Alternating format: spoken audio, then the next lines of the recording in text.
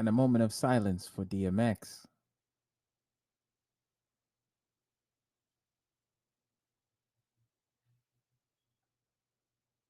Thank you.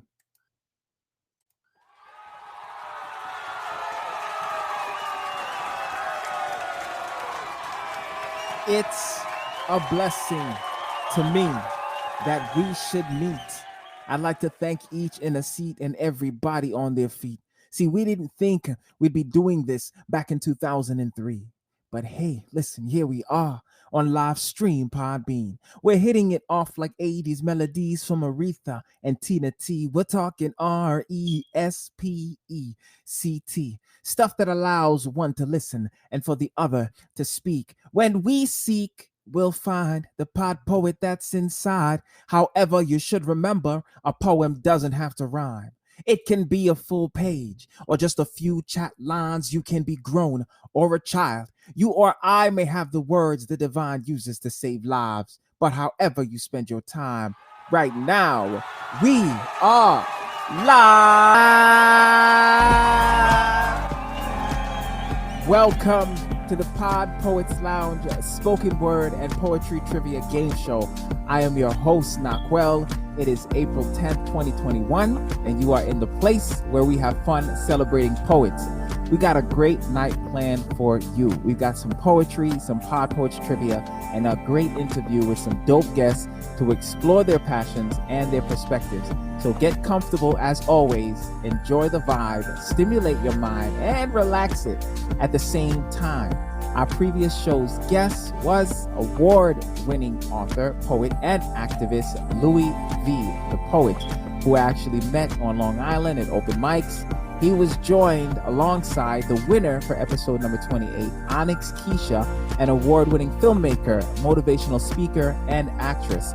We actually met on Matchmaker.fm, which is a platform for shows that are trying to find guests and guests that are trying to find shows. So if you're starting out or looking to get yourself more exposure in this growing world of podcasting, one place you can check out is Matchmaker. It's another resource. If you missed that show, here is a quick clip of episode 28. Dark phrases of womanhood, of never having been a girl. Half notes scattered without rhythm, no tune. Distraught laughter falling over a black girl's shoulder. It's funny. It's hysterical. The melodylessness of her dance. The entrance of Ellis Island is closed, but the walls of Trump's America are open to get deported by ICE. Olympus has fallen. On DC 6, Capitol Hill was invaded by Trump's terrorists, white supremacists enforcing white supremacy by using their white privilege. You can follow them on Instagram at LUIS_Valdez. That's VALDES_91 for Louis V the poet, and Onyx Keisha at ONYXKEESHA. She is available there. Now, be sure to check out her poetry in the upcoming issue of the Ink magazine. Yes, we're going to be showcasing her there. So that is the online digital publication for all the poetry and spoken word goodies, from interviews to tips, advice, and so much more, including Spilled Ink. That's the magazine section dedicated to showcasing poems from the Pod Poets Lounge game show winners. Tonight, one of our guests get their powerful words published there in the May issue, so look out for that. And you can always follow the Ink magazine at issue.com. That's ISSUU.com/the Ink magazine, and never miss a release. Visit our website at thepodpoetslounge.card.co. That's CARRD.co. And you can find us on Instagram at _podpoets_lounge for more. Catch our latest episodes at home or on the go from your favorite listening app. And remember that you can share the show, subscribe, and provide your feedback to us to support the podcast. You can DM or email thepodpoetslounge@gmail.com. And wherever you're listening from, we thank you. Please know you can always donate to the podcast at $the PodPoets Lounge via Cash App if you think the content is constructive. Please welcome to the show Miss Nissa. Hey. And Heru. Hey.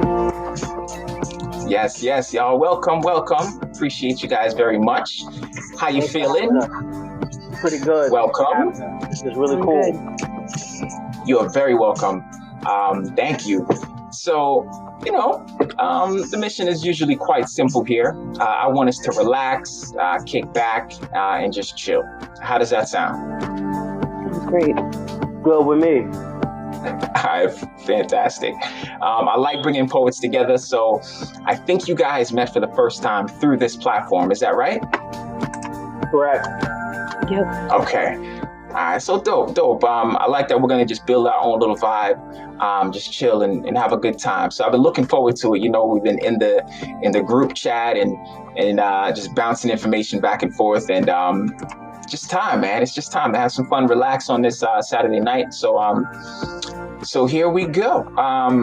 We'll start things off with a little conversation with Miss Nissa. Once again, thank you so much for coming to the show. Been looking forward to it. How are you doing today? I'm doing good. I'm feeling the vibe. I'm ready. I'm excited for this trivia. Ready to see how smart this can really get. Like, let's do it. That's what's up. I love the enthusiasm. And I'm looking forward to it as well. We're going to test you here. I got some categories, especially for you. For you to do your thing. All right, so I guess we'll start off like this. I know you as an organizer.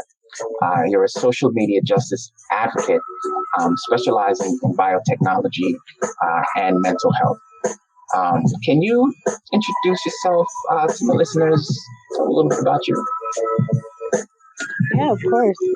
I'm an organizer here in New York. So what I've been doing lately is trying to build up organizations based off of their social media accounts. What I've been doing specifically is trying to get more social justice efforts, including the environmental conservation movement, Black Lives Matter movement, on the internet to be able to be translated to younger audiences. Okay, that's dope work. How exactly did you sort of find your way into that line of work? You sound really passionate about it. How did that happen for you? For me, it started with my education. I've always been interested in health, and when it became to the health field, I didn't see myself particularly in a 9-to-5. I saw myself more on foot doing grassroots organizing. So I started thinking of social justice efforts as public health, and I was able to kind of find my niche in this space and create my own lane. Okay. Speaking about creating, as a creative, what is one of your favorite things, and I mean favorite things, that I guess about using your gift of creativity, be it a social media campaign or sharing your art? As far as I'm concerned, you definitely, seeing your Instagram capture people's attention visually. I'm sure that comes from some of your marketing strategies. But what's one of your favorite things about using that creativity to express what's important to you? All about the story and the people behind the movements that they're in. Okay. So those people who push these efforts in, it's all about their passion, but their experiences are life-changing and they're revolutionary to what comes next in society today. So I'm very grateful for all the people that I've met through this movement space and these social justice efforts, and just the people I meet every day vocalizing anything. It's so important to say something nowadays, especially when it means something to you. I agree completely. Connecting to one another. I think stories, just learning about someone's story is one of those bridges. What's a story or a recent connection that you made that really gets you, excited about bringing that story to light? Anything recently that has happened? I know my girls have been doing their thing lately. So I know one of my girls who will be featured later, her name is Shell.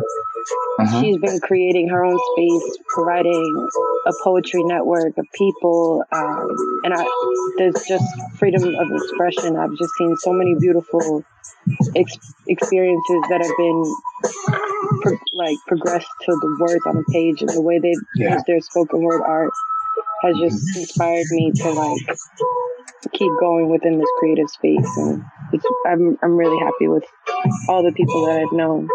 And then another one of my girls, she's in the environmental movement right now. She just created her social media platform, Black Girl Environmentalist, at Black Girl, the Black Girl Environmentalist.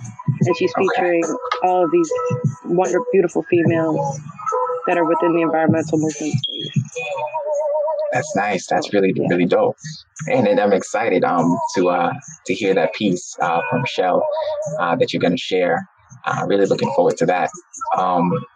I know that you're also sort of like, and correct me if I'm wrong, but you specialize sort of in biotech, not just technology in general, biotech.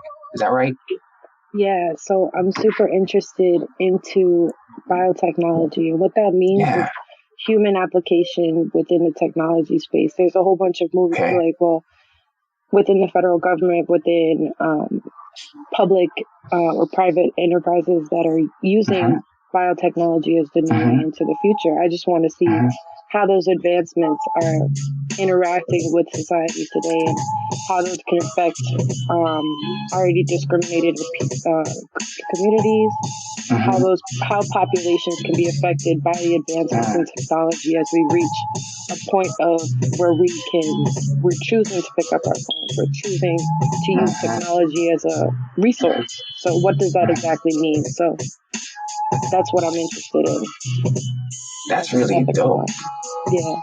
I like that personally. I really like that because I feel like there's a torch there. I feel like there's a torch there that you're picking up, and probably one that most people don't even know is blazing. Is lit up for us to see and pay attention to. The idea that advancements or technology doesn't necessarily equate to advancements in society, and in some cases, depending on the application, it could be a step back, right? There's been lots of problems that have been brought to light about technology and what it's doing to people, and how people are developing, both children and adults, when it comes to the use of technology. I'd be really curious to know, and I think my listeners too, they'd want to know, is there anything on your radar right now when it comes to biotech that we should really be paying attention to? So one of my interests right now, what I've really focused in on, is neurotechnology and how people are capitalizing. If you've heard of Elon Musk and Neuralink, facial recognition software, and how, and then also in addition to facial recognition software, DARPA, the U.S. Federal Research and Defense Research Program, I believe, they also instituted a program for soldiers that actually allows them to be neurochipped. So I'm just, my creative fantasy was saying, what happens when you go beyond the public and you invest privately within those technologies? So that's my little.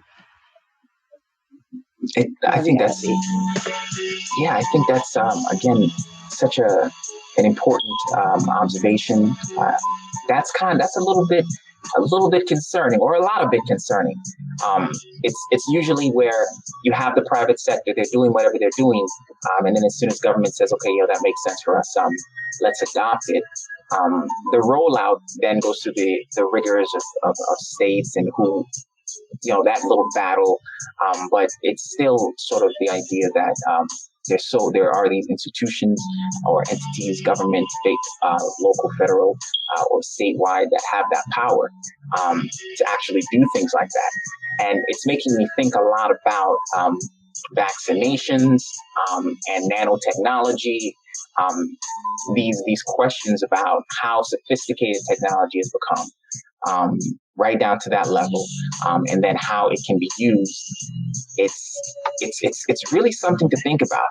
And I think it's best to kind of consume that information from good resources so that you sort of get the right information, So if I could ask you, what might be a resource that you would point someone to who wants to learn and kind of educate themselves on biotech and the things that you're interested in around that?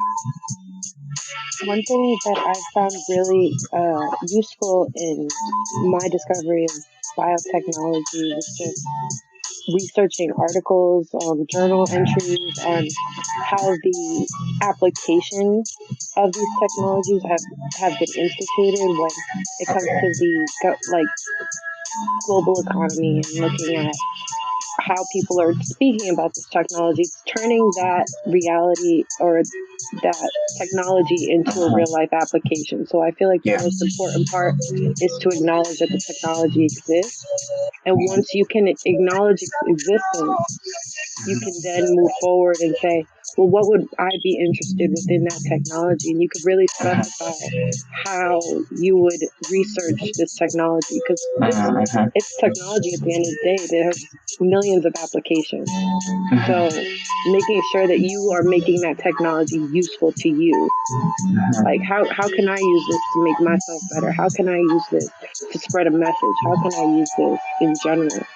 I feel like is the important question to ask yourself when you decide to research this. Awesome. I think that's great. That's great advice. As you mentioned, sort of that conversation, and again, how do you use the technology? I think you've kind of definitely stepped into that in a bold way with how you use social media, with how you use that technology, and for what purpose and to what end. I kind of want to ask a question more aligned with your creativity. Like, when it comes to your approach, what is your approach to like posting or creating a social media campaign to bring light to an issue? I definitely think that when it comes to my creativity, it comes from my own personal experience and dealing with how my trials and tribulations have led up to a certain point in my life where I was interested in this technology. So building on my own experience was the inspiration for my social media. Okay. I definitely learned a lot about how to incorporate modern public social culture, pop culture into my strategy by using like memes, trying to make it as understandable as possible, making sure that people can understand the information.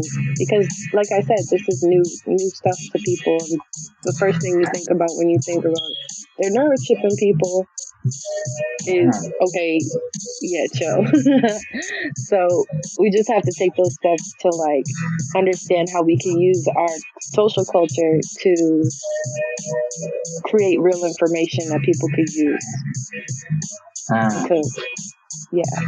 I like that work, man. I really, really dig that work. Appreciate that response. So I know you have a piece that you're going to share. Do you want to share it now? Or do you want to save it for later? How do you feel? Up to you. I'm down. Whatever you want to do. Okay. All right. Yeah, we can listen to it now, if that's okay. You got it ready? Yeah, I do. All right, cool. And you said this is Shell, right? Yeah, Shell. Written by Shell. Dope. I'm just going to put her name in the chat real quick. Okay. Appreciate that. Love to do that. Let the listeners and the guests that are here sort of find things in real time. Yeah, that's cool. So, on Instagram, her name is @Shelle, CHELLE. On Moiselle, MOISELLE. She's hosting creative workshops every Thursday around 8 p.m. So we'd love to have you. And she was so beautiful to give me this piece tonight. And I just hope I do her the best way, because this piece is absolutely beautiful and it meant a lot for me to be able to perform it for, and That's dope. in the setting. I love that. Thank you, Shal. Thank you as well from the PodPoets Lounge. All right, so this piece is titled "To Fall in Love with Anger." To when I'd fallen in love with passion, wickedness flirting with my curiosity as I find salvation through rage, admitting that my love doesn't always drip with bonbon bliss, wanton words wrapping tongue and throat, humming to strangled sweet tooths of forgiveness. I developed an apoplectic nature, tonguing down textures to soak bones, leave breaks in silhouette and syntax, covering my skin in colorful language and pierced emotions. I was broken. Falling into lust with my anger, I had no plans on leaving her anytime soon. You see, she filled me. She had fulfilled me. Bearing her fruits, bearing her rage, sin had been made simple these days. Her confusion bled into me. She mixed it in my morning oatmeal and called it cinnamon. She sung it in lullabies and called it love. If my rage was a person, she'd be about 5'4", broad button-up nose and thick-lipped. She'd be a daughter of a teacher of some sort. She'd be the receiver of many lessons. She would tell you her most memorable one to be this: that a daughter's birthright is to be hated by her mother, and through this, she must learn to forgive. Better yet, as the lesson continues, may she understand this: rely on your intuition, for it is the order of God. May you drink it till your words are slender and your tongue separates from mine, blindly bumping and bustling its way to the heart. May it stir that sleeping soul and tear it apart, so mercy may mend it back together, and you'll wake up brand new, refreshed, readjusted, renewed. May you no longer forget forgiveness when you peek into your reflection. There's so much to love when we harness for God the energies of devotion and grace. It will be the second time in history that fire has been discovered, and the first time you have delighted within me as my great lover, and for that I will protect you. And with you exchange breath of flames for our mutual ecstasy. This is the truth of duality. First comes sorrow, then serenity. So if you are ever to fall in love with anger, I pray you tend to it on even days and manifest its salvation against all odds, and through this anger bursts a new name. May we call her reverence for the act of love. Thank you. Is that the end piece? Wow. Thank you, Shal. Thank you, Shal. And thank you, Miss Nissa. She goes crazy. That's deep. That's deep. Deep piece. Had me thinking about quite a few things there. Sounds a very introspective piece. It makes me wonder, like, what place someone would be in, you know, when they tap into themselves in such a way, and just draw from life such insightful things, to then come up with something like that, and then definitely in such a creative way. Really felt that too. Yeah, absolutely. And a beautiful delivery. I appreciate it. You know what I mean? It sounded like you wrote it. Yeah, I felt that.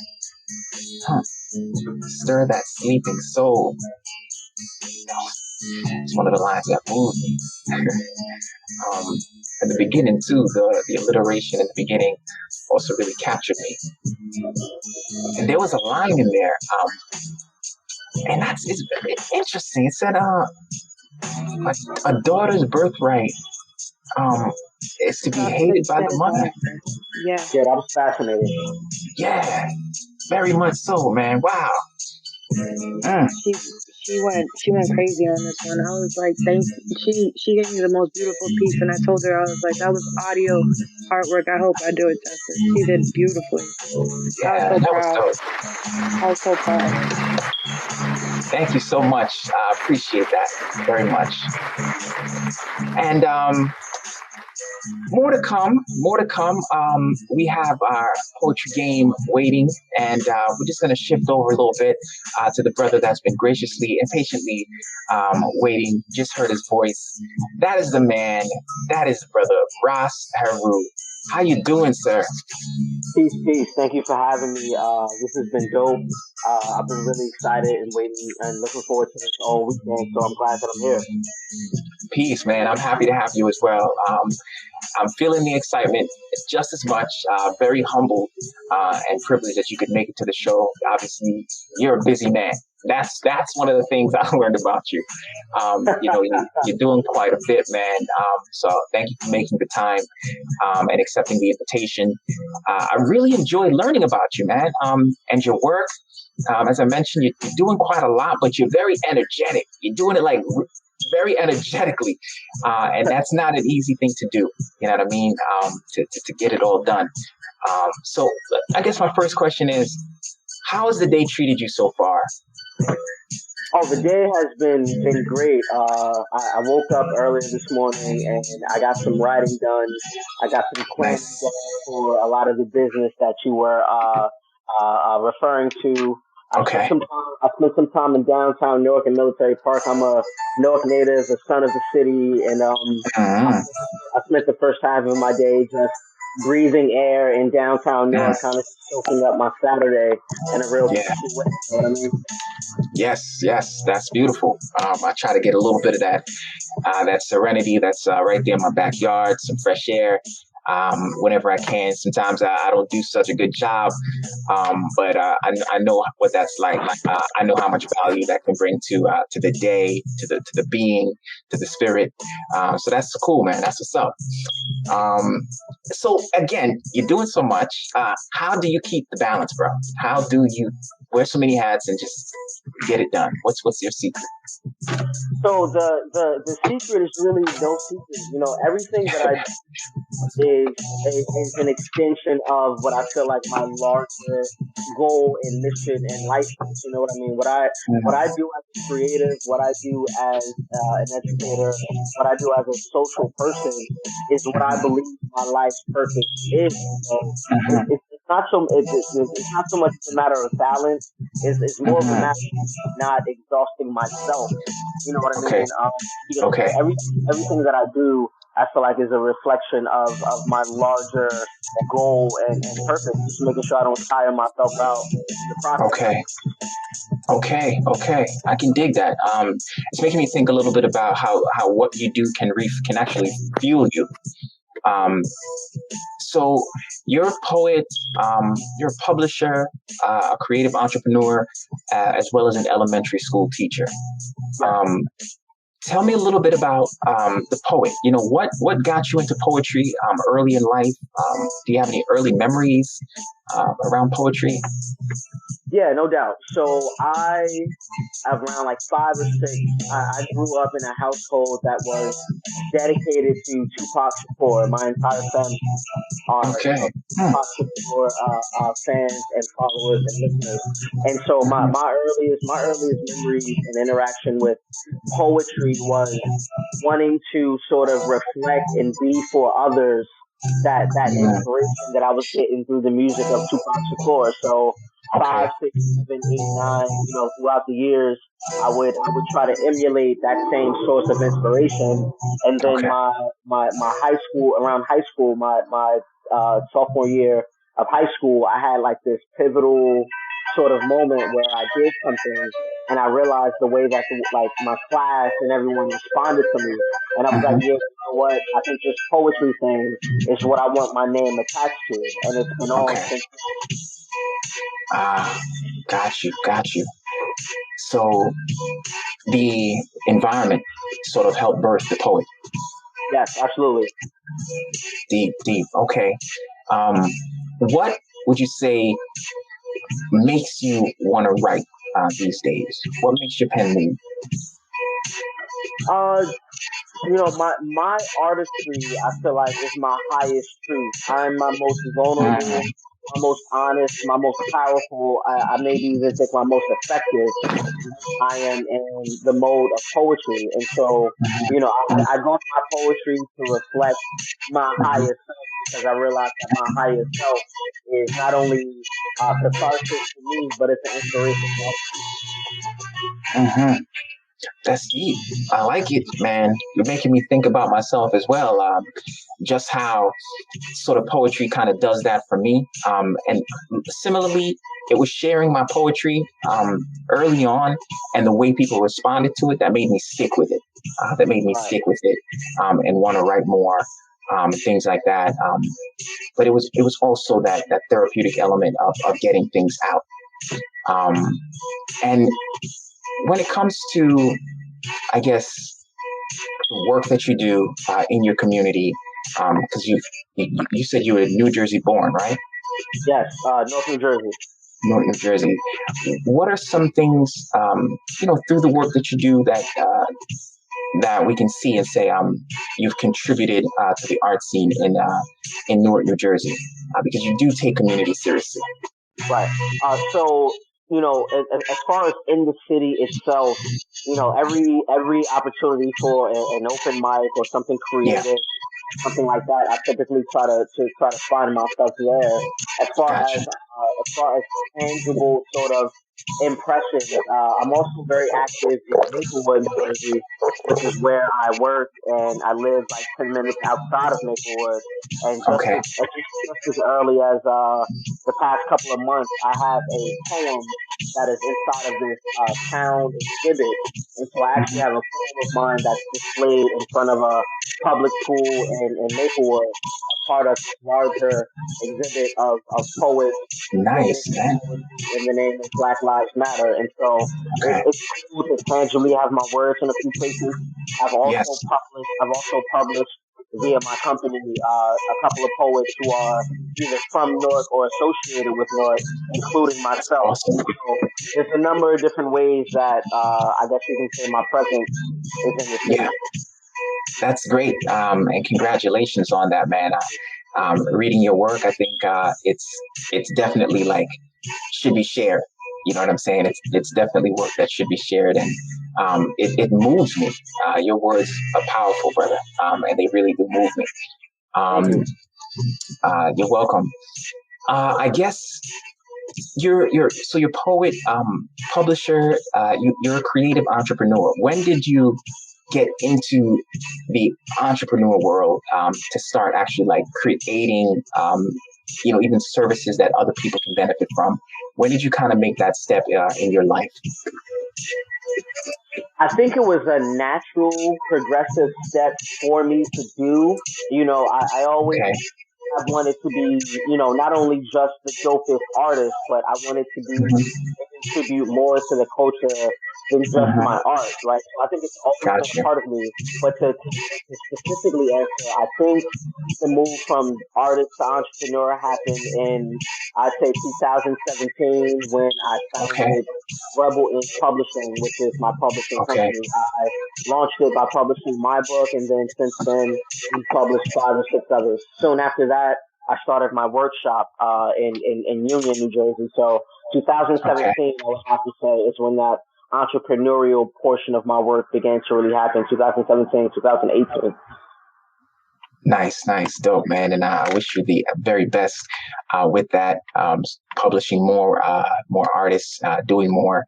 What's one of the things that you're kind of looking forward to as far as next steps for you with respect to your publishing company? Oh, just the future. And speaking of the publishing company, but just all of the movements. There are a couple of events and initiatives that are coming down the pike as early as next week. I mean, tomorrow I'm producing and hosting a virtual event called the Rubicon Rally.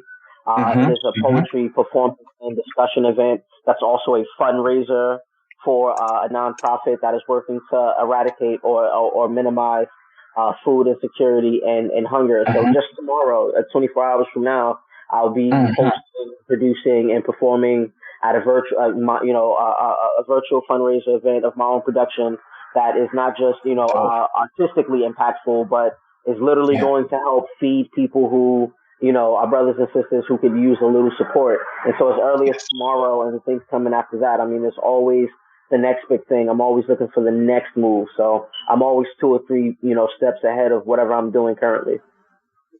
That's great. That's great, man. Very, very inspirational. And as I said before, very energetic.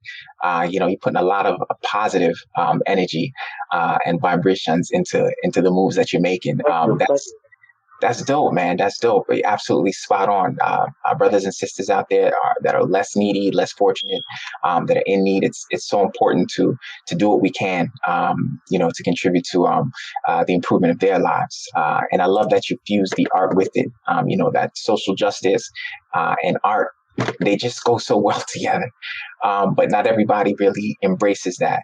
You know what I'm saying? So I'm definitely so my work has always been, I've always tried to sort of align my artistic work with social causes. I will say though, it's been just the past like 6 months or so that I'm intentionally sort of bringing together art and activism. And so a lot of the stuff that's from me this year and coming forward will be this intentional push to really fuse art with activism intentionally and on purpose. So that's what we're really after right now. Is there art and activism, a fusion of that you've seen recently, or that maybe kind of, because I understand what you say when I would say like activism or sort of like a consciousness, like a social conscious, a social awareness component being kind of by your side, when you're writing creatively. But is there anything within maybe the past 7 months, something that helped to kind of shape or galvanize that intentionality for you to put art and activism together in your work going forward? Yeah, that's a great question. I was just referring to it. Well, a couple of things. One, two things in particular that happened just behind one another in late 2021 was the release of my latest book, The Rubicon, which is definitely intentionally not just an intentional piece, an intentional collection of poetry, but a political, very intentionally political piece of poetry. And then the Black Lives Matter poetry exhibit in Maplewood that I just mentioned, I was sort of accepted into. That was really sort of the catalyst of me thinking how can I very much intentionally use my artistry for this, because that's what that exhibit is. That exhibit is literally taking artwork and using it as a piece of a tool in activism. So I really can say it started with that. It started with the Maplewood exhibit. Dope. Yeah, man, that inspiration can be all around us. If we see it and allow ourselves to kind of like take it in, it can do wonders for our life trajectory. So yeah, man, I also encourage you as well. Salute you and your work. I think it's necessary. And do you have a piece you could share with us? I do. I have a piece in front of me right now. It's called "In Celebration of a Fatal Baptism." It is published. It is published in the Rubicon, and it's one of my favorite pieces. It's a dear piece of mine. Okay, yeah, man. If you could, please let us hear that one. In celebration of a fatal baptism. Okay. In celebration of a fatal baptism. My block was named after a slave master. I've lived and I've hurt here for years, although my tears fall to the ground with a hopelessness synonymous to the sound of nails piercing innocent hands. As I stand here, I hear the weight and hold the whispers of 1,000 dead poets with stories like mine, and in time were all forgotten. The words too rotten with honesty for the anthologies that told them no. As I laugh, I grow cold recalling Langston, his verse, the darker brother, and I wonder, what part of me made me the dark matter that never mattered? And so I groomed myself a son of sun people. My pen writing me out of pinstripes and into adinkra symbols, panthers screaming the slogans etched into my forearms, their paws lying on my chest, charging me with jargons my body. My body now a mausoleum written in hope and hieroglyphs, so the eulogy reads of bleak, beautiful blackness. Master may own the block, but he don't own me. I baptize in this blackness, this hereditary tar, and if I swim out too far and I drown beneath the weight of the chains, know that these were the chains I chose and not those hanging from the street signs. Thank you. Yeah. That's amazing. These were the chains I chose. Yeah, that line got me too. Thank you. Yeah, man. Wow. It made me think. Just the first line had me thinking just about the ubiquitous nature of racism, and sort of I was thinking about statues that were toppled. I think like 2 years ago, a lot of statues were falling because campuses, had statues of slave masters. I started to actually, it took me there. And that's so true, how your surroundings can be stifling you in a way. It could be like really in your face or very much subconscious. And yet still you got to kind of like navigate all that. And I think you said a line in there about the son of the sun people.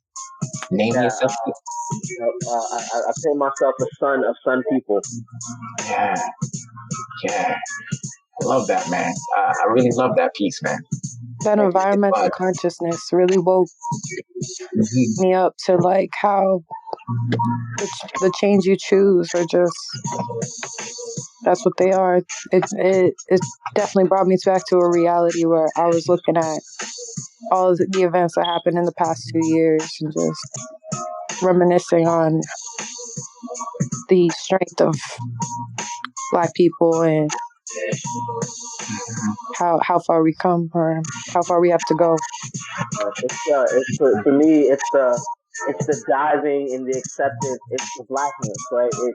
Blackness is beautiful. It's multi-dynamic. Everything is born from it. But we also know, if we're being honest, that to be Black is to be dangerous in the Western world. But this poem is an acceptance of that. I mean, the title of the poem is in celebration of a fatal baptism, right? And so it's the line that you pointed out, Nissa, these are the chains I chose. And so, sink or swim, whatever comes along with the future of this identity, I'm here for the ride. I love it, man. I love it. For real. And it's funny too, because I've had this conversation with my wife time and time again, and she kind of like brings it up. And it's like the question becomes, why would anybody want to be Black? Like, why would anybody want to be Black? And that kind of speaks to it.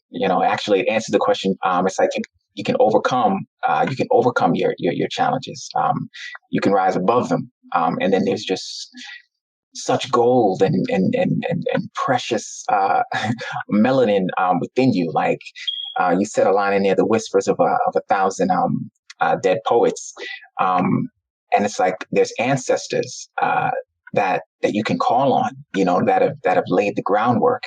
And they continue to inspire. So yeah, it's like it's this duality a little bit, in that existence.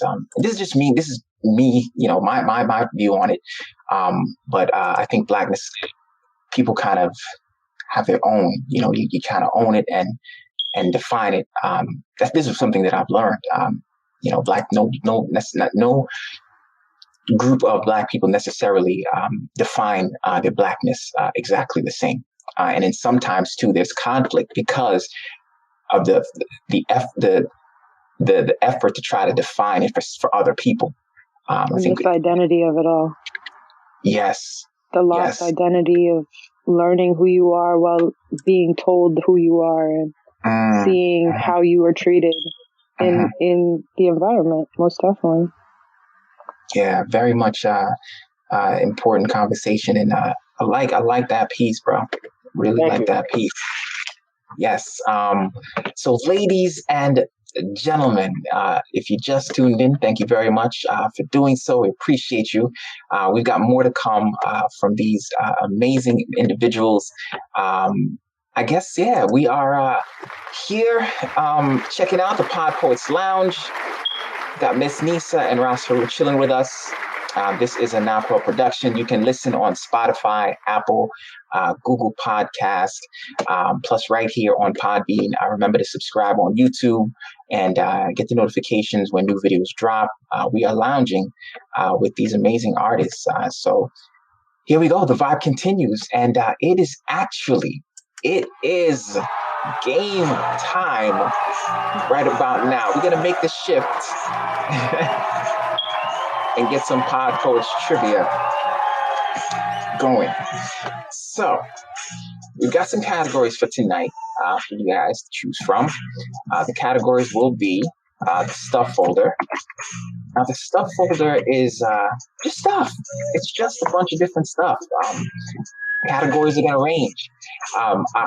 Other category for you tonight is events of 2010s, as well as Generation Z, the Ink magazine, our partner, and WordWiz.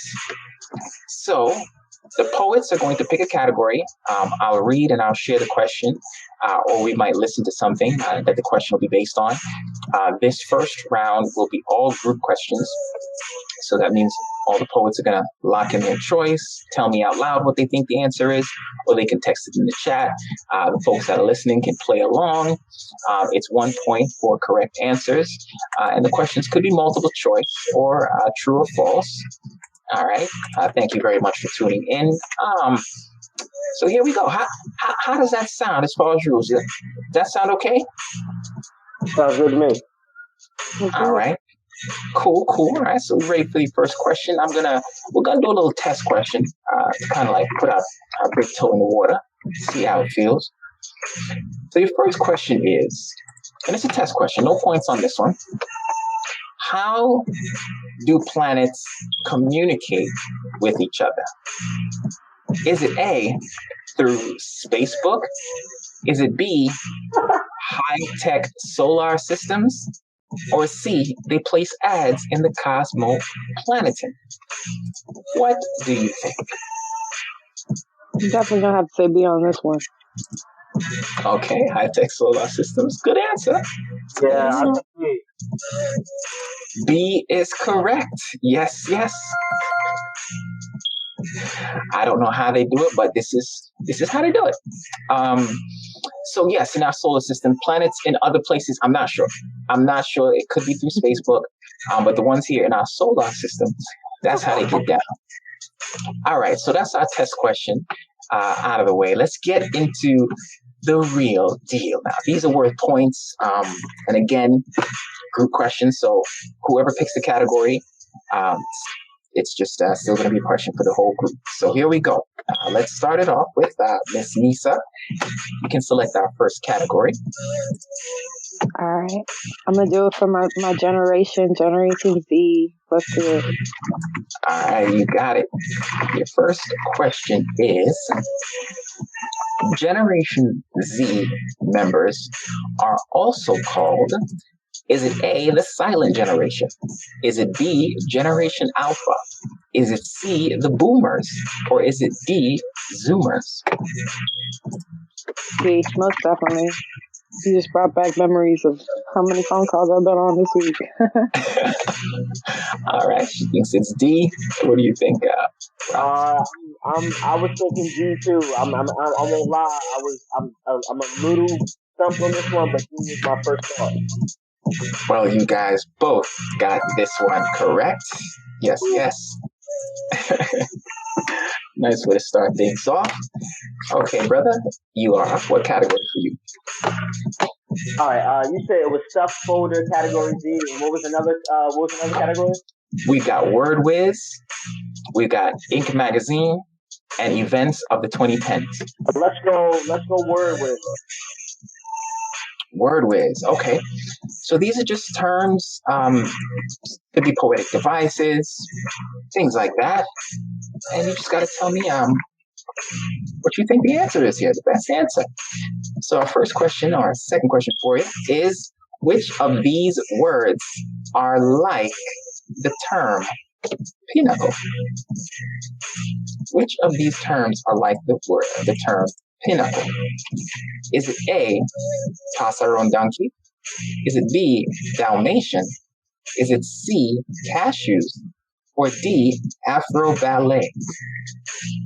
What do you guys think? We'll go C, cashews. Got C, cashews, okay. And what are you thinking, Nissa?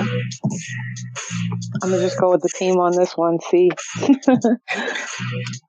Okay, it's a good guess. This one is actually A. Passaron donkey. I knew it. All right. Yes, it's a card game. All right. Next category. Which one is it going to be, Nissa? We'll try Events of 2010.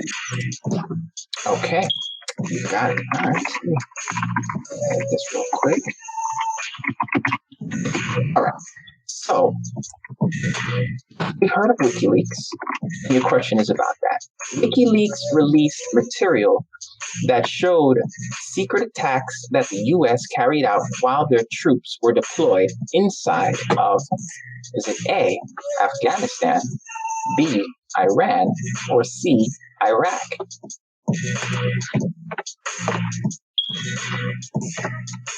We've got C for us. A maybe. And we're going with Afghanistan.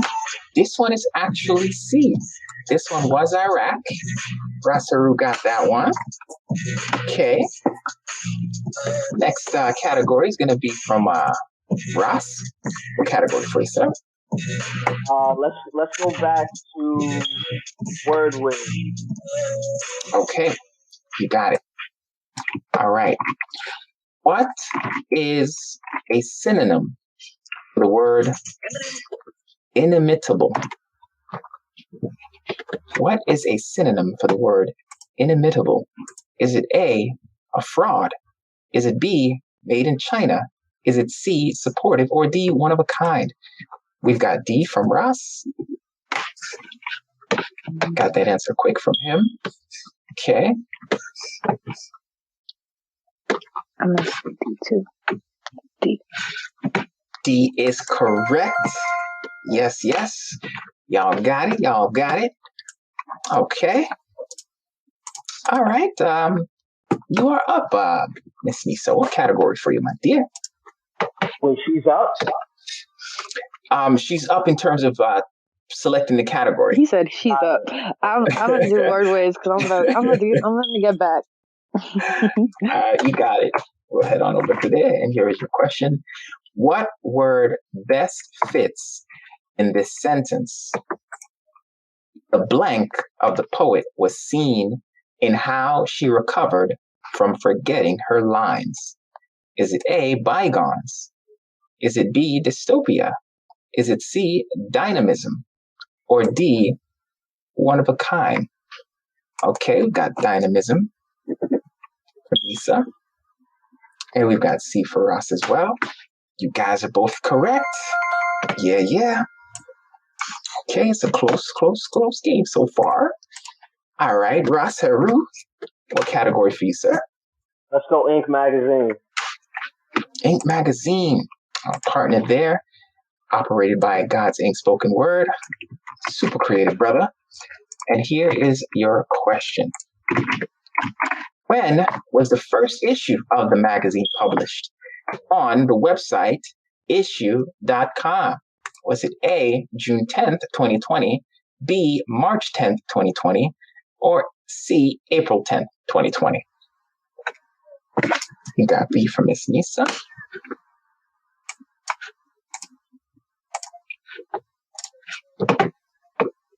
And we've got C for Ross. So the first answer that came in, B, was correct on this one. Very nicely done. Teed up. Well done. Okay. You're up, Nissa. What category? I think I'm going to pick Gen Z again. Okay. Here we go. So compared to millennials, Generation Z grew up during is it A, a recession, B, depression, or C, economic rise? A. Yes, you guys both got that correct. Yeah. I think that was an easy one for y'all. Mm-hmm. Right out the gate, like AA. All right. See if the next one will be a little more challenging. We'll see. We'll see what Ross picks. What category for you, sir? Let's go the stuff folder. Okay. So again, this is going to be a mix of different things. And this particular question is called Title the Poet. You've got to match the title of this poem to the poet. Here we go. The title is To an Athlete Dying Young. Who gave us this? Was it A, Seamus Heaney? Was it B, Philip Larkin? C, Jonathan Swift? Or D, A, E. Houseman? Who do you think gave us this piece, that title?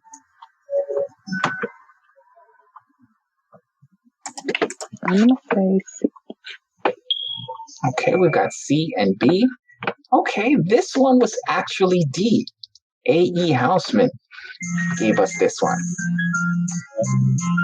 Yeah. All right. Let's get a couple more questions in. Okay, Nissa, what category for you? I like word whiz. Let's do that one. Word whiz? Mm-hmm. All right, sure. Okay, here we go. You gotta tell me which of these terms is from the late 16th century. Is it A, burn rubber, B, Germsville, C, catechism, or D, pad? Which of these terms is from the late 16th century? C, we got C for Heru. And we got B for Nissa. C was correct on this one, catechism. Nicely done, sir. Okay. So I've got, okay, it's still a very close game. I'm showing 7 points for Ross and 6 for Miss Nissa. Very, very close game. All right, let's get another question in there before we get to know you guys a little bit better. That was Nissa picked that category. Okay, so Ross, what category for you? Let's go the stuff folder. Okay, got it, sir. All right, so what was the name of Sally Jesse Raphael's TV show? Was it A, Sally, B, The View, C, Daytime Talk, or D, The Sally Raphael Hour? What do you think?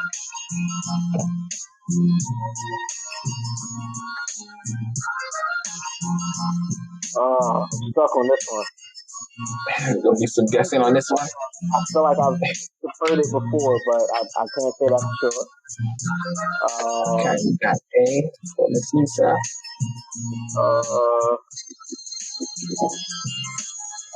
And A for Ross. Okay, if this was a guess, that was an excellent guess. I don't know the last name, so I was like, must be the first. That was intense. Man. So that's what's up. Cool. Very close game here. Coming out of the first round, 7 points for Nissa and 8 points for Ross. Okay, you guys doing well. How you feeling? I'm good. I'm liking it. Good. That's the idea, definitely. So we're going to end that round and get into some more trivia. There's a time also where anyone that's present can call into the program if you have any questions for our guests, or you can type it into the chat. As always, if you do call in, it's always about respecting the listeners, respecting our guests, and respecting the platform. If you also have questions, you want to send them in ahead of time, you can do so. For any of our upcoming guests, you can email them at thepodpoetslounge@gmail.com. We'll shout you out and read them on the air to get them in. So I want to kind of get back into the conversation a little bit around your publications, Ross.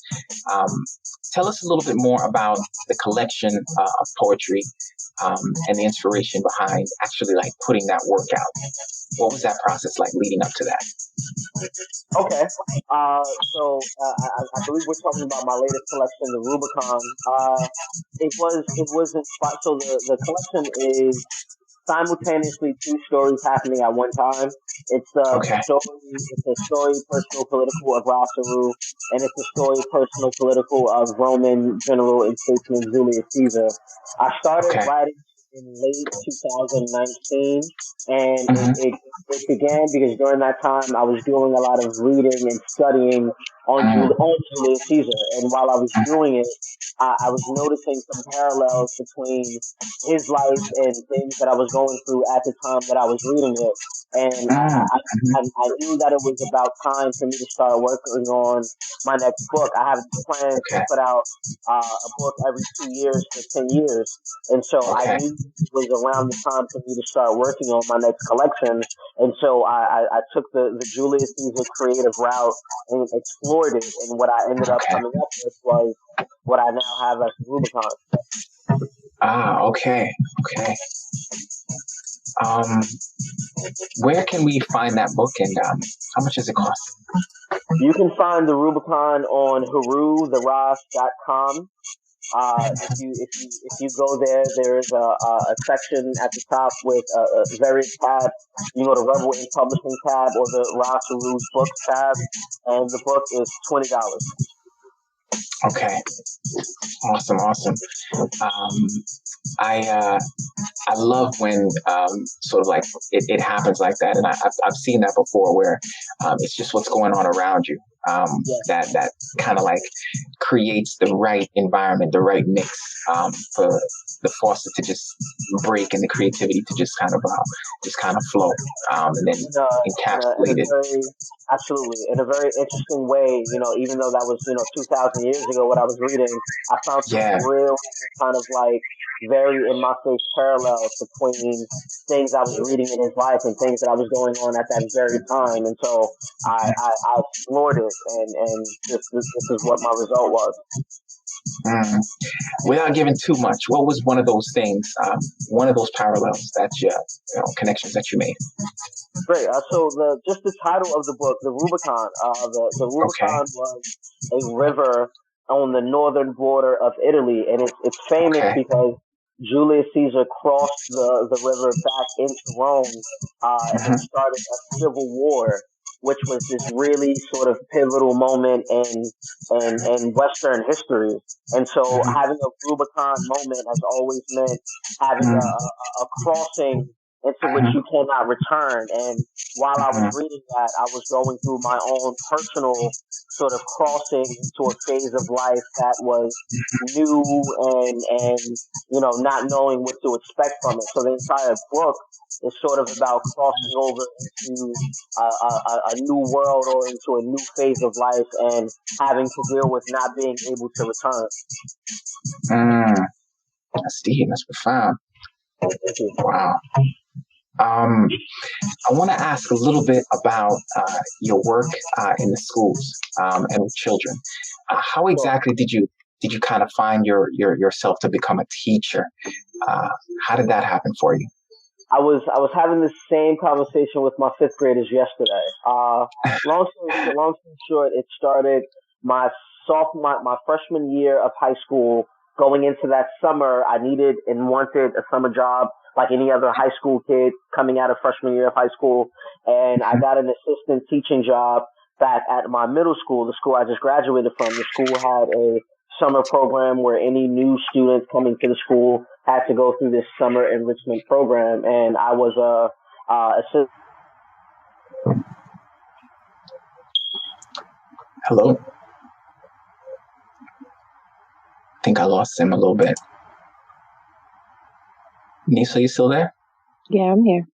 Okay. Can you hear me? Yeah, I can hear you okay. I think something may have happened with his audio. Mm-hmm. Yes, Ross, I think something may have happened with the audio. Okay. Yeah, it looks like something did occur. So hopefully he'll just call right back in. I always find it very fascinating, how folks get into their professions. And he happens to be a fifth grade English language arts teacher. And I'm curious just like how this kind of happened for him. So going into his freshman year. And so it sounds like he had some early experience in the working environment around that. And it left a serious impression on him for him to actually like make that part of his life's work. That's really dope. And to be such a creative the way he is, such an inspiration. I can see him sort of in that type of an environment. So that's really cool. Are you back, Ross? No, I think he's there, but maybe the just issue with the audio. See if we can correct that. But if you can still hear us, or I think he's disconnected now. He's going to call back. Hello, Ross? Looks like he's back. Hey guys, I'm sorry. That's okay. A phone tech issue. I'm sorry. No problem, man. That stuff happens. It's okay. I'm not sure where you lost me. I think you were just telling us how I think you got a summer job or something in your freshman year. Right. Yeah. So long story short, I my high school summers, I got a job to go back and teach the summer academy as a assistant teacher back in my middle school. And by my second summer doing it, I had a couple experiences, and I knew that was just what I wanted to do. Wow, man! It just spoke to you like that. It did. I had a couple of moments that really kind of triggered me. I had a couple of emotional moments, and I kind of recognized that was where I needed to be, or that was where I could be the most effective for a reason that was bigger than me. I love that. But I always liked school. School was always a positive place for me. Yeah. That's such an important thing, and sad to think about those who sometimes don't even have access to those kinds of spaces where they can grow and expand. And why? And tell me about the fifth grade though. How did you get into fifth graders? Because you could, being a teacher, you have a pool of age groups. Yeah. What's it like being a fifth grade elementary teacher? What is it about that age group? It's very fun. I have to say, I didn't. Okay. I have to be honest. I didn't choose the fifth grade. When I came out of college, I was teaching 7th and 8th graders, and I was used to middle schoolers. But the job where I was working, they offered me a fifth grade position, and so I took it naturally. And so it was a learning curve. It was a huge adjustment for me at that age, because children are super curious. Super sensitive, but they still have that heart of gold about them, and they're still kids. And so they keep me young, and they keep me optimistic. That's what's up. That's peace. Do you have another piece that you can share with us, bro? Sure, I do. This one is called A Cautionary Tale About Stones. And it's also from the Rubicon. Okay. To it. Sure, no problem. Cautionary Tale About Stones. Actually, I'm sorry. I changed my mind. I'm going to read another poem. Okay. If there's time for a third, I'll go back and read a cautionary tale. Okay. This poem I'll read is called "Have You Ever Seen the Rain?" And it's rain as in REIGN. Okay. I am the unconquered. When provoked or otherwise bothered, I invoke the spirits that make men immortal and cowards kings. So in the face of tyranny, I sing songs of strength. Tell me, please, have you ever seen the rain? And obstacles, a wrecking ball's kiss to any obstacle out to stop me. I consider a gauntlet thrown to be an act of romance, and I'll dance with whomever. I ask you again, have you ever seen the rain? I know every single genre of seduction, and plus, I know why warfare is sexy. I am here for the feast and not selfish in the least. No surrender and no retreats. The legions would love a leader like me. Decreed in more than just the art of war, I can assure you a new era. A policy that provides a dominion over the darkness that resides both inside and out. An empire that never sees the sunset. A living example of the phrase, if I ain't dead, then I ain't done yet. A soldier silhouette in a polymath's mind. A kind man and the jealous God. I gave New York insomnia way back. Reduced Pompeii to ash the last time the city made me angry. Almost lost the pyramids in a dice game. I ask you again, have you ever seen a reign like mine? Call me imperator. Set the stage so that my triumph is grand. May the people stand and band in the streets for the feats accomplished in their name. No, I do not claim to be a king, as I am something far more complex. I do not aim to be a god, as I am something far more original. My status is seminal. My principle is pivotal. My pinnacle achievement will be that human history never forgets what we did here. So cheer me as I cheer for you. Let every corner of the globe hear us laugh. Dance hard enough to scare off anyone with weak hips. Let them know that we live life fiercely. That we greet out with indignation that fate is but a loud mouth taking advantage of the fact that we both forgot who's really in charge here. Paint my face red. Color my robe purple. Look to the future through whatever kaleidoscope you choose, but do not doubt that the light we show the world today will change it tomorrow. Make no mistake, I am no rainbow myself. Make no mistake, I am no rainbow myself. Reach the pot of gold at the end of me and you will be just as likely to find dynamite. The real question is, just how high do you really, really want to be? Whatever your answer. Whatever your answer, believe I've got the gas for your trip. A resume that stretches from here to the moon. The might to make wrong right and right righter. This is the part of the poem that summons the lighters to a position above your shoulders. This is the part of the poem where you decide to hold the spark in you so high that the sun has no choice but to file a grievance. I guarantee that you'll never know a reign like mine, and I'll finally dine in hell or be halfway to Hades before I sell myself short, only resorting to wrath for tactical reason. And come this season, you will know just why. My reign is inevitable. Dope.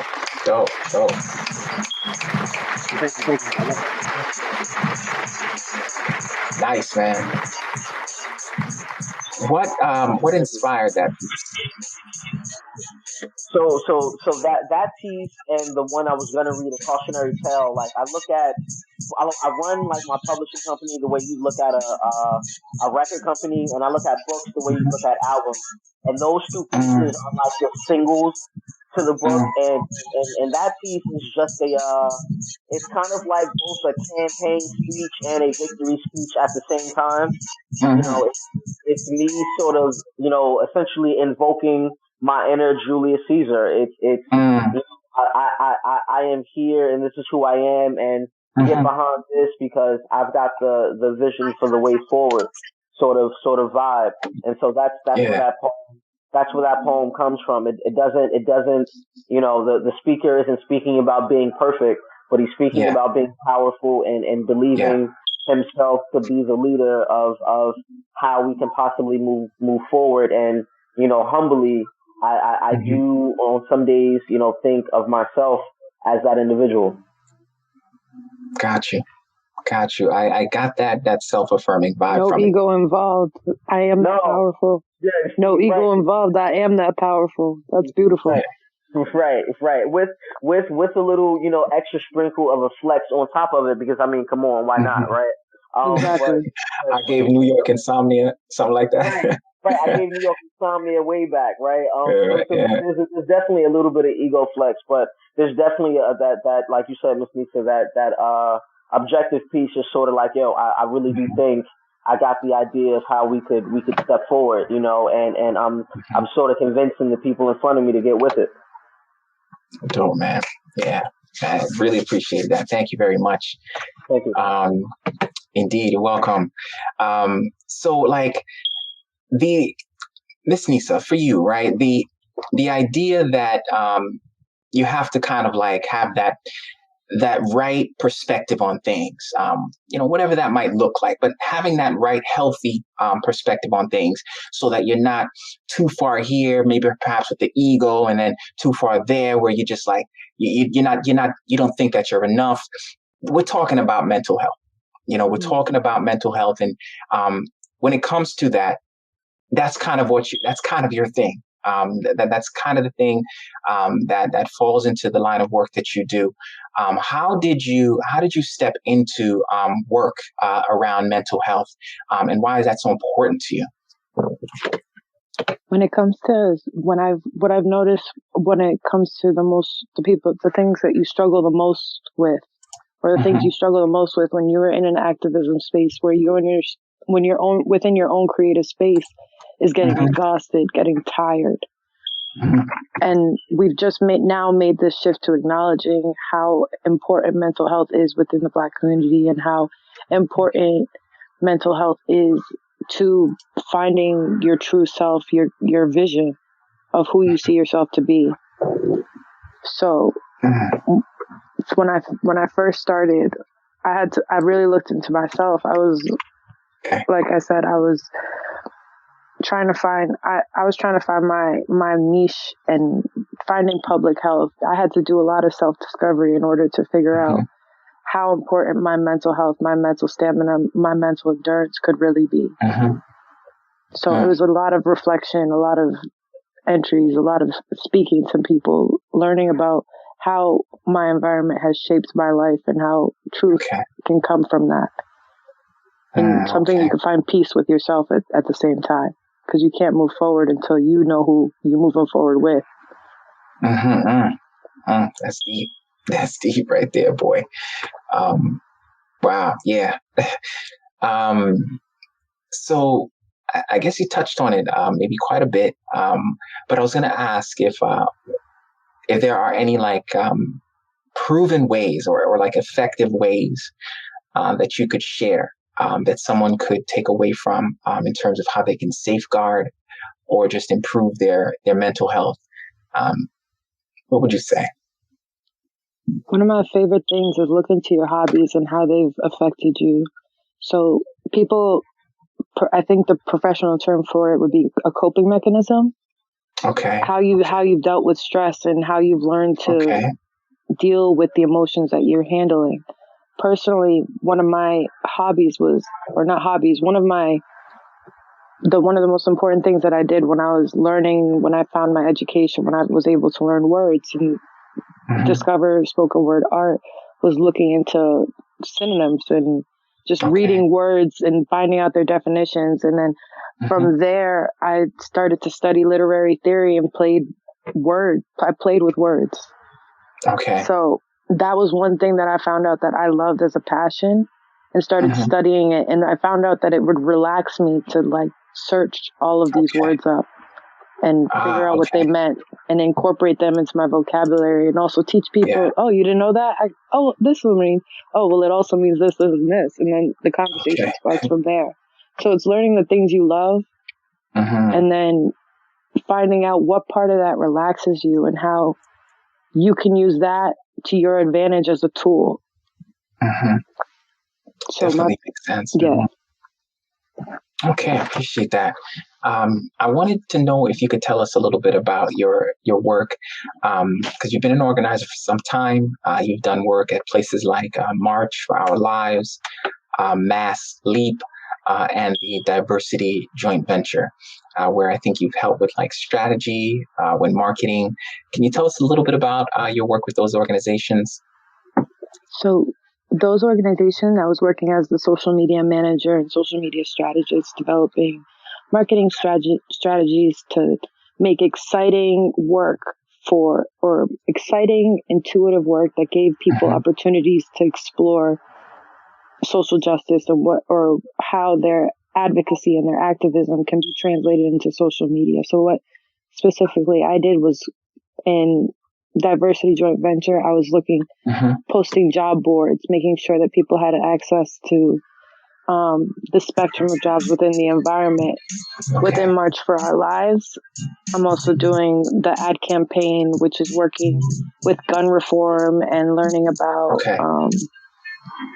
about how to educate people on what it means to own a firearm and the policy work behind it. With Mass Leap, I'm in a spoken word venture right now, and we're advertising open mics and showing people and showing kids, the youth groups, how to express their art and how to develop it further so that they can be even more greater artists as they grow and share their stories with people. Okay. So quite a bit going on there in terms of different areas, where you've gotten so much experience. And are you still with any of those organizations currently? You still work with them? Yes, I'm actually still with March for Our Lives and Mass Leap right now. Okay. Where do you see sort of what you want to do and create sort of going forward? And I guess in taking all those lessons, all that experience, where do you kind of see yourself a little bit from now? I don't want to say an exact time, but what's some of your vision for the future of what you're trying to do? Well, right now I'm trying to think of a book plan, making a book plan, and then developing my social media platform at Nissa657 on Instagram and Twitter. Developing my social media platform, and then developing also my book plan. So yeah. Okay. Awesome. It's good stuff. I wanted to ask about this because when you go to your Instagram page, I think this might be your latest. I guess I call it a campaign, maybe. Mm-hmm. The button one. What is it? For those who might be curious, what is it, and can you tell us why you started it? Pussy button. Can I say pussy? Pussy button. Okay, so what I did. So Pussy button is what I call the Neurochipped. Okay. Because of the vast range of technology, I immediately associated it with a private industry circumstance. So what I did was take a reality of I was neurochipped. This is what happened, and I'm now posting a social media campaign of broadcasting what a reality would be if you had a neurochip in your head and what that would be like. So that's what the pussy button is the neurochip, and the person typing the buttons is the pussy button doer, I guess. Man, boy. Okay. Behind the computer screen, pressing the buttons. Okay. So it's like someone else controlling your actions. Okay. Very interesting. I know the words alone connected to each other. Pussy button got me. So how did you come up with that? How did you actually come up with that hashtag and to think of it that way? So at the time of when I started to discover, so basically what I'm trying to describe on social media in a simple format is institutional racism. Okay. So I'm taking a branch of institutional racism, watching systemic and the progress of how systemic racism can be applied. So taking the pussy button at the time where I was facing a very severe amount of institutional racism, I was dealing with school and working and just a whole bunch of things combined. I took that institutional racism and then I said, Trump, the pussy president, and I just put those two together and called it a pussy button. Okay. And why do you call him the pussy president? His famous anti-feminist line of grab her by the pussy. Yeah. Okay. Got it. So I called him pussy president. Got it. Okay. Mm-hmm.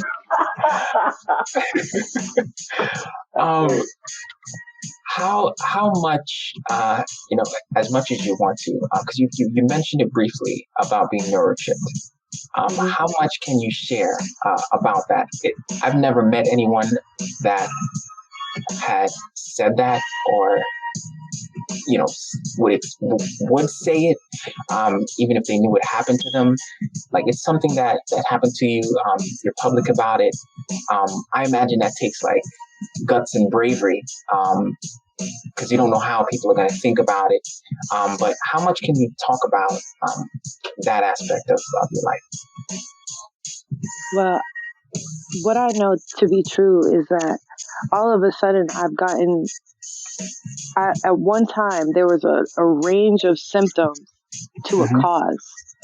And then I was like, there's no way that all of a sudden something's got to be different. Like, when you see institutional racism and the progression, the way, in my experience, what I've yet to make public, and that's what I'm looking forward to with this little 90-day period I'm working on, is to describe how institutional racism has taken place in my life, to make sure that I have a platform that is easily understood, to say, okay, this is how people are progressing when it comes to capitalism versus communism, and showing how those two different states has contributed to our presidencies, has contributed to the social environment.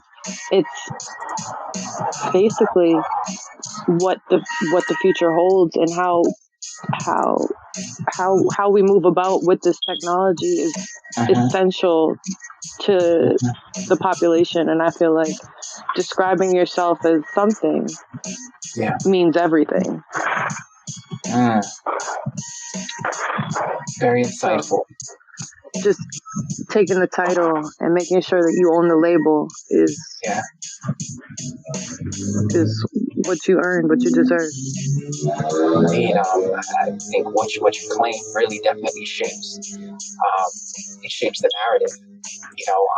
Equally so what you refuse, in terms of labels and such. And what was interesting too in learning more about your line of work and study, was the term social justice warrior. Like, I don't know how you may feel about that term, but what I learned is that it actually, it became like a sort of derogatory, or like a pejorative term, and it wasn't always that. So I thought that was very, very interesting, because I was thinking, social justice warrior, you're a warrior for social justice and for social good, but it turns out that it's just the labeling, and the terms and the shaping of the narrative and the story. Definitely something we should pay attention to, and I like that your work really brings light to that. Indeed.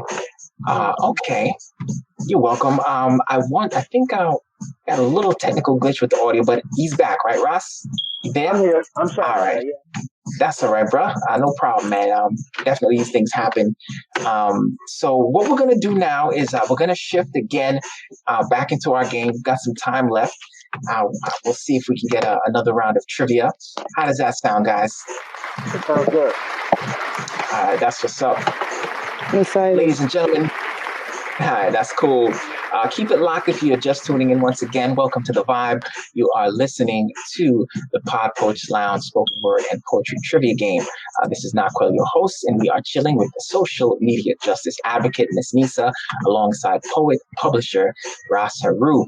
Check out the PodPoets Lounge trivia game for this episode, number 29, on Instagram, where the fun will continue. And it's once again game time. So, yeah. Let's get into it. I'm not sure who we left off with, but let's go ahead and start with Heru for this round. And this is going to be a mix of actually. So I'm gonna do individual questions. I have to skip over the mix of individual and group questions, so that we can try to definitely get a winner here. So these are going to be just individual questions. We select a category, and it's going to be just for you. Okay? Okay. All right, cool. So here we go. Actually, we'll start with Miss Nissa. Forgive me. We'll start with Miss Nissa. She had 7 points on the last one, and you had 8. So we'll start with her. Try to make it a nice, fair game going forward here. Thank you so much for reposting those categories. All right, Ms. Nissa, what category for you to start things off? All right, let's do Generation Z. All right, cool. So here we go. This is going to be a fact or false question. Hashtag facts. That's how I do this here, instead of just true or false. Hashtag facts or false. So here's a question for you. Millennials value stability at 34%, while Gen Z puts more of an emphasis on finding their dream job, and that's 32% of them. Is this fact or false? Facts. That is correct. Yes, that is a fact. That is a fact. Got it. Okay, right out the gate. All right, Ross Heru. What category for you, sir? So we're tied up. Word whiz. Okay, you got it, sir. So here we are. You got to tell me, what does this word mean? The word is avast. Does it mean A, stop, B, protect, C, software program, or D, propagate? Can I ask a question? Yeah, sure. Is the A capitalized on purpose? Is there a reason why that A is capitalized? I'm an English teacher, so that's a great question. It's not a proper noun, no. So it can be lowercase, yeah. Okay, I'm gonna go D. D, propagate. Mm-hmm. This one is actually A. It means to stop. So we are tied up. We are tied up at this time. And with that, I'm going to introduce our friend. 10, Don't 9, get 8, too 7, afraid, 6, intimidated, 5, or anything 4, along 3, those lines. 2. When you hear this. I was like, what? But in the interest of time, we're going to incorporate the countdown so that we can move things along. I want to make sure we get through this game, get our winner, and just do the rest of the stuff that we need to kind of gracefully end the show. So here we go. Thank you for joining, person in the chat there. Appreciate that. All right. So Miss Nissa, you are up. What category for you? All right. Let's go Ink Magazine. Oh, Ink Magazine. What was the first open mic spotlight that was featured in the Ink Magazine? Was it A, the Rose Garden? Was it B, Blank Canvas? C, Lyrics Lounge? Or D, Def Poetry's open mic? 10, 9, 8, 7. I'm gonna say 6, 5, 4, C? 3, C? 2, Lyrics Lounge? 1. Yeah. Good guess, but this was actually the Rose Garden. All right, Ross, you are up. Okay. Let's go stuff folder. All right, you got it, sir. Here we go. So, which rap group was influenced by Asian culture? Was it A, Wu-Tang, B, Queensbridge, C, the Beastie Boys, or D, Naughty by Nature? 10, 9, 8, 7, 6. Wu-Tang is correct. Yes, sir. Was that an easy one for you? Shaolin, Indeed. All right, you picked it. All right, Miss Nissa, what's the category for you? Word whiz. Word whiz. Let's head on over to there. Okay. So this is the next one up. Adrift is a term meaning discharged. It was a slang term from what time period? Was it A, the 9th century, B, the 20th century, C, the 1700s? We've got C, and C is correct. I didn't even get the countdown going. Yeah. All right, nicely done. Tied up, guys. Okay, Ross, what category for you, sir? Let's go word whiz. All right, you got it. Here we go. Who uses a tool called a ripper?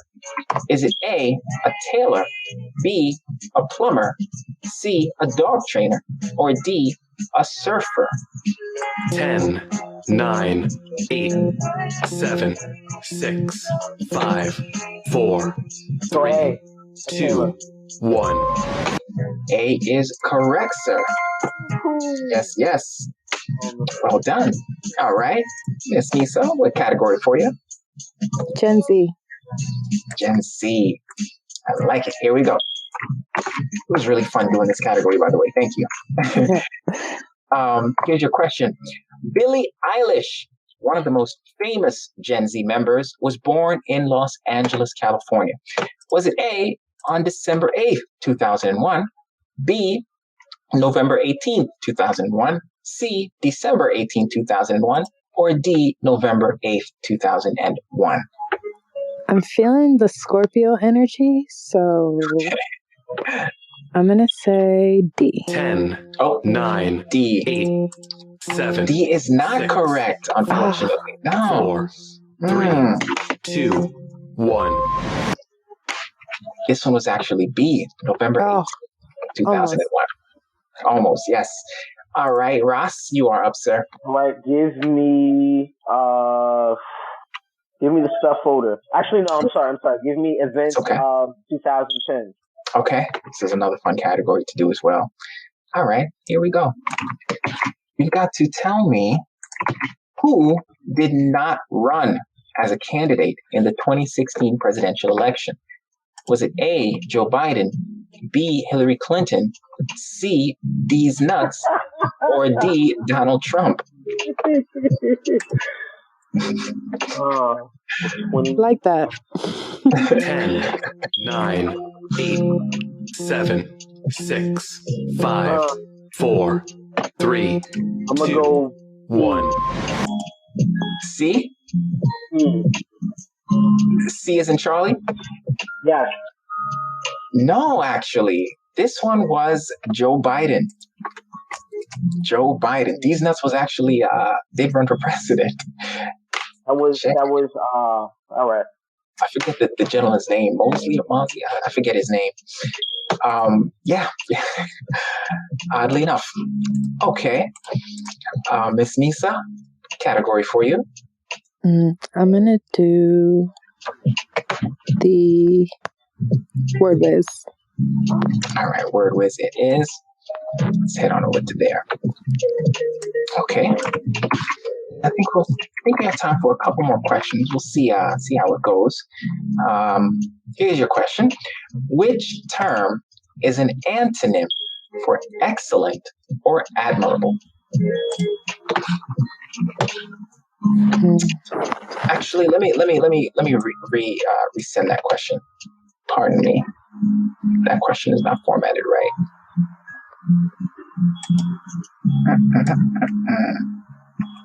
Okay, here we go. Disregard that last one.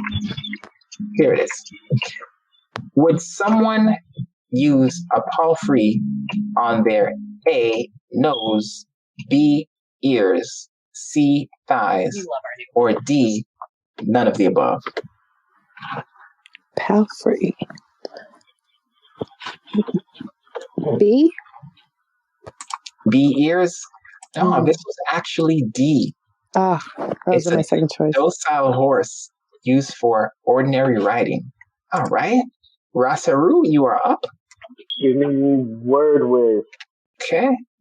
Got it. Okay. We've asked this question before. Let's see if we can guess this one. What do you do with whetstone? Is it A, you skip rocks, B, sharpen a knife, C, dig a hole, or D, balance a table? Still a very close game. 10, 9, 8, 7, 6. That is correct, yes. All right, and let's get one more question from Miss Nissa. What category for you? 1 second, I'm just going to send it back so I can see. I think I'm going to do events of 2010s. There. This is another fun category to do. Okay. On Facebook, the hashtag was used by more than 4.7 million people in 12 million posts during the first 24 hours. This was in 2017. Which hashtag do you think this was? A, hashtag BLM, B, Me Too, C, photo of the day, or D, happy? A. BLM? Oh, this one is actually Me Too. Oh. Me Too hashtag. Yes. All right. It looks like we're about, we've got a few minutes left. But I do have to, we're going to end the game here. We've got 10 points for Ross and 9 points for Miss Nissa. Very, very, very close game. Good game. Yes, very well played. And with that, we'll announce that he will be featured in the next issue of the Ain't magazine. You can look out for that in the May issue. We'll be in touch as well, Ross, to let you know what the steps are for that. And Miss Nissa, she gets our consolation prize, which will be free remote support, diagnostics, and PC cleanup from CompuFix Solutions. You can look out for an email and message from them about that as well. And before we head out, I would like to just know, is there any final thoughts, anything else that you'd like to share with the listeners before we go? We can start with you, Miss Nissa. I had a great time tonight. I look forward to speaking with you again, enjoying this space. I definitely appreciate it, and I'm looking forward to the next time. Thank you so much. Very, very welcome indeed. Appreciate you. Looking forward to it as well. And Heru, final thoughts. Anything else you'd like to share with the listeners? Oh, just that this was fantastic. I really enjoyed myself, not just talking poetry, but also the competition. And I really do feel like, even though this is a podcast and we're not together, I really do feel like you were lounging. And so kudos to you. That's what's up. Appreciate that. I'd love to do this again. Looking forward to it, definitely. Appreciate you guys so much once again for accepting the invitation. I loved your energy, loved your enthusiasm. Great material, great work that you shared. Left me inspired, really left me inspired and moved from the dialogue all the way around the entire vibe. Really appreciated it. And for those who tuned in and for those that are listening now, thank you so much for doing so, spending some time with us. Remember that you can email thepodpoetslounge@gmail.com if you're interested in being a guest on the show or to be a sponsor. And you can always vibe live right here. Our next show is going to be April 24th. Tune in for episode number 30. We're about, I think our very first episode may have been on April 6th of last year. So it's kind of like a birthday moment a little bit. It's definitely like a birthday moment. I'm feeling that vibe right now. Yeah, and it feels good. It feels good. It's been a fun and amazing journey doing this podcast and meeting so many wonderful souls. I wouldn't give it up for nothing at all. 2020 birthed us, and we're just looking forward to whatever else is out there for us to explore, to enjoy, and just live life fully, me personally, and then just the podcast and all those that support the podcast and what we're trying to do here and having fun, celebrating poets. So that's a good thing. Looking forward to that. I really do hope you guys enjoyed yourself playing along, getting to know our guests once again. Thank you for that. Thank you. It was a pleasure having you guys on the show, evidenced by the smile on my face. Stay safe. Stay positive and take good care. Peace.